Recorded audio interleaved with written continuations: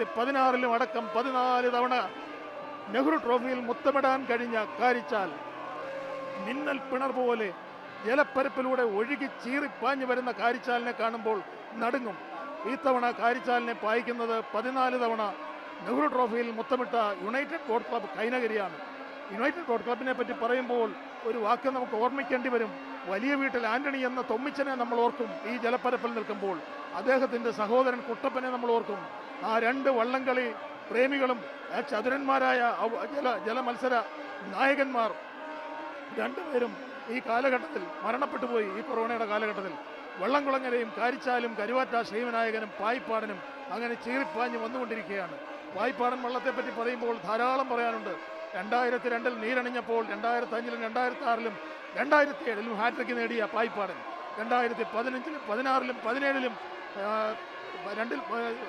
17 കിരീടം നേടുകയുണ്ട്. 2017 ഹീറ്റ്സിൽ റെക്കോർഡ് സമയം കണ്ടെത്തിയ പായിപ്പാടൻ 81 തുഴച്ചിൽക്കാർ, 5 അമരക്കാർ, 7 നിലക്കാർ, 2 ഇടിയന്മാർ അടങ്ങിയുള്ള പായിപ്പാട് വള്ളം നയിക്കുന്നത് വേമ്പനാട് ബോട്ട് ക്ലബ് കുമരകത്തിലെ പുത്തേരി മടയിൽ വളരെ കൃത്യമായ പരിശീലനം നേടി ബെഞ്ചമിൻ കെ റോയി നയിക്കുന്ന പായിപ്പാടൻ വള്ളം. Karuvatta Sreevinayakan saint Pius boat club മംഗമാണ് ഡോക്ടർ എ ജെ ചാക്കോ നയിക്കുന്നു. അങ്ങനെ എല്ലാ തരത്തിലും എന്തുകൊണ്ടും കരുത്തുറ്റ വള്ളങ്ങളാണ് കടന്നു വന്നുകൊണ്ടിരിക്കുന്നത്.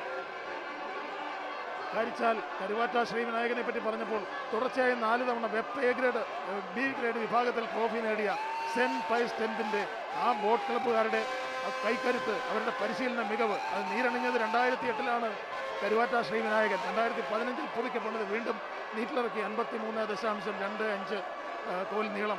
സാബു നാരായണൻ ആചാരി എന്ന അത്ഭുത വള്ളങ്ങളുടെ ശില്പി കോവിൽമുക്ക് നാരായണൻ ആചാര്യയുടെ രണ്ടാമത്തെ മകൻ വെപ്പ് വള്ളങ്ങളിൽ പരിശീലിച്ച് കരുത്ത് കാട്ടിയിട്ടുള്ള തുഴച്ചിൽക്കാർ ഒരു ചുണ്ടനിൽ കളിക്കാനിറങ്ങിയാൽ എങ്ങനെയിരിക്കും എന്ന് കാണാൻ നിമിഷങ്ങൾ മാത്രമേ ബാക്കിയുള്ളൂ.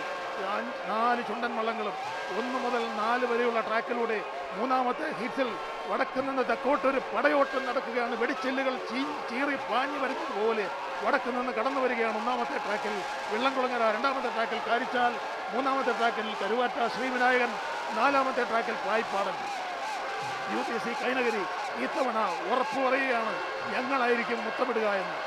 2016 ആ മുത്തമിട്ട വീണ്ടും ആ വിജയം ആവർത്തിക്കുമെന്ന് തന്നെ പറയുന്നു. 74, 75, 76 വീണ്ടും ആവർത്തിക്കുമെന്ന് പറയുന്നത് പോലെ 1980 അവരായിരുന്നു മുത്തമിട്ടതെങ്കിൽ 22 കൊല്ലത്തിന് ശേഷം വീണ്ടും ഞങ്ങളിതാ വീണ്ടും മുത്തമിടുമെന്ന് തന്നെ അവർ ആവർത്തിക്കുന്നു. 82, 83, 84 കാലഘട്ടങ്ങളിൽ ഹാട്രിക്ക് നേടിയ കാരിച്ചാലും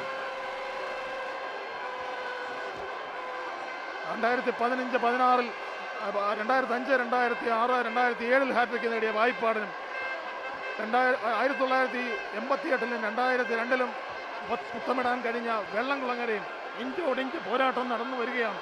വെള്ളംകുളങ്ങര, കാരിച്ചാൽ, കരുവാറ്റ ശ്രീവിനായകൻ, പായിപ്പാടൻ, ഇതിൽ ആരാണ് മുമ്പോട്ട് വരിക? കാരിച്ചാൽ തന്നെയാണ്. ജലചക്രവർത്തിയായ കാരിച്ചാൽ ഇതാ ഒരു ദിഗ്വിജയം നടത്തുകയാണ്. UPC കൈനകരിയുടെ ആ ചരിത്രം ഇതാ വീണ്ടും ആവർത്തിക്കുന്നു.